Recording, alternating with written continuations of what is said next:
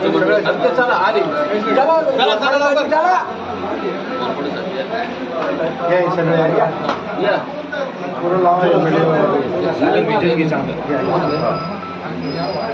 थोडं मागे या बरं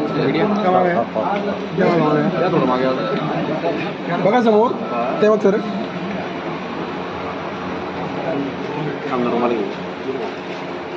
बघा समोर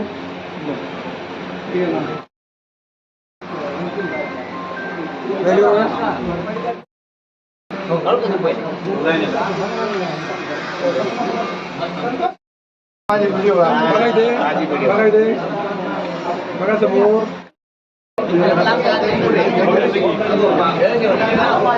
बघा इथे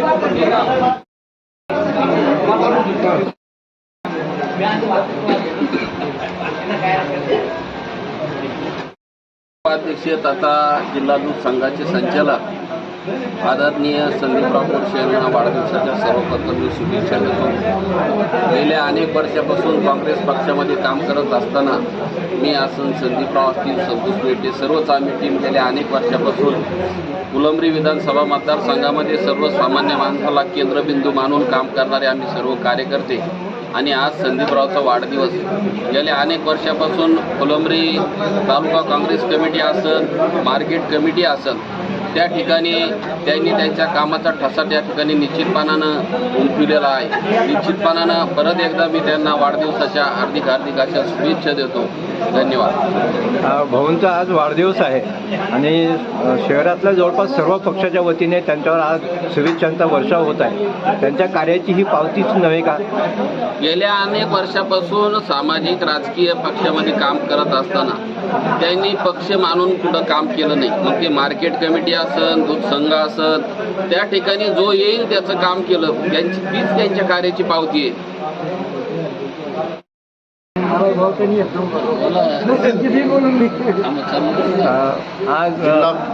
आज बोरसे साहेबांचा वाढदिवस आहे आणि दरवर्षीप्रमाणे यावर्षीसुद्धा जल्लोषाच्या वातावरणामध्ये त्यांचा वाढदिवस साजरा होत आहे. सर्व पक्षाच्या वतीने त्यांना शुभेच्छा देण्यात येत आहेत. आपण काय शुभेच्छा देताना सांगाल? जिल्हा काँग्रेस कमिटीचे नवनिर्वाचित ज्येष्ठ उपाध्यक्ष तथा जिल्हा दूध संघाचे संचालक, फुलंब्री कृषी उत्पन्न बाजार समितीचे माजी सभापती, अशा अनेक पदावर विराजमान असलेले आणि उर्फ टोपण नावाने दादा नावानं ओळखणारे आमचे संदीप दादा बोरसे यांचा आज वाढदिवस आणि आमच्या सहित तुमच्यासाठी बी ही खास दिवाळी राहते. खास सण म्हणून या ठिकाणी आपण सगळेजण साजरा करत राहतो.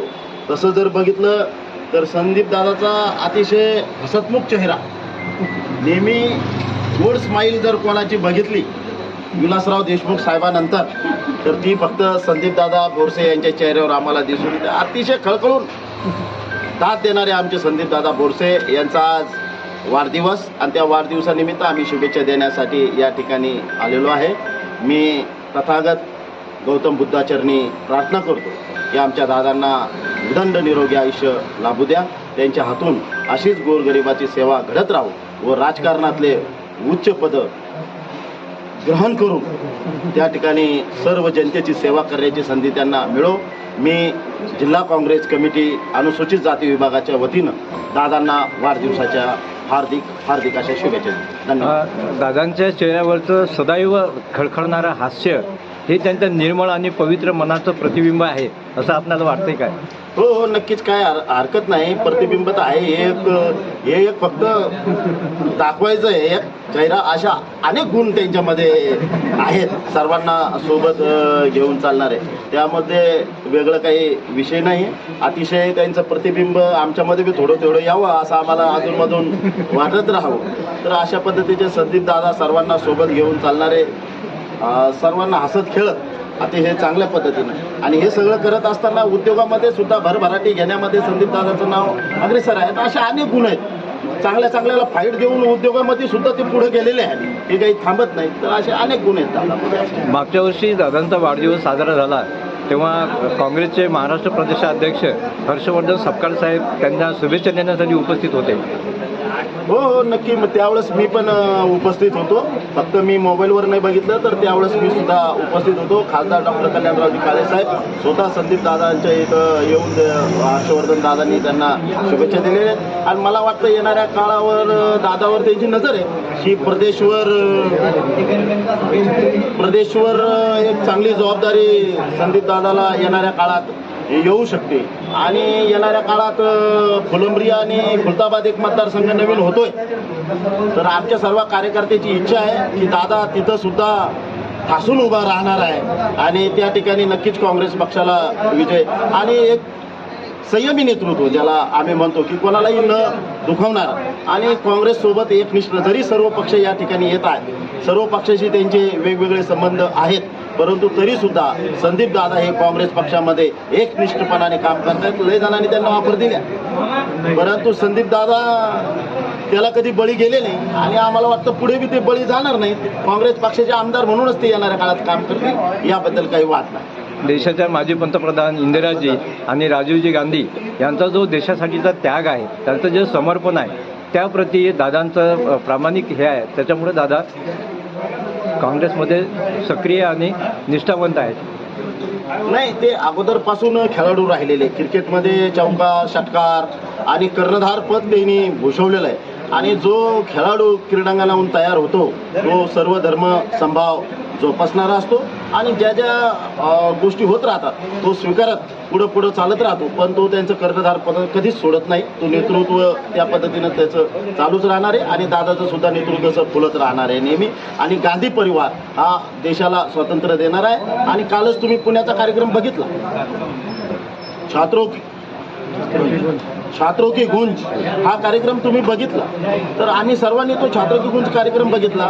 आम्ही सर्वांना न्याय देणारे आहोत आणि खास करून जे भुलाभुलायामध्ये ठेवलं होतं त्यांनी आमच्या महिला भगिनीला 1,500 रुपये डुप्लिकेट काही नोटा दिल्या, काहीला नाही दिल्या, काहीला कट केल्या. परंतु त्यांचे प्रश्न समजून जर कोणी घेणार असेल तर ते गांधी परिवार आहे, तो काँग्रेस पक्ष आहे. आणि म्हणून त्या पद्धतीनं सगळे काम गांधी परिवारावर आम्ही प्रेम करणारेच आहोत आणि त्यांच्याकडे बघून आम्ही काम करत राहतो. दादा सुद्धा त्या पद्धतीनं काम करतात आणि पुढे चालून ते सुद्धा या विभागामध्ये एक चांगल्या पद्धतीचं छात्रोचं गुंज, जशी गुंज टाळ्यांचा कडकडाट, तर तसा टाळ्याचा कडकडाट इथं फुलंब्री आणि खुलताबाद विधानसभा मतदारसंघात सुद्धा होणार. थँक्यू.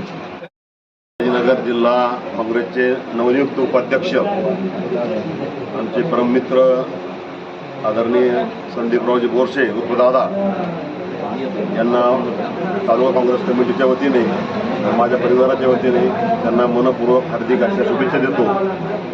ज्यांचं सर्वांना घेऊन चालण्यात आता जे बोलले ते कप्तान होते.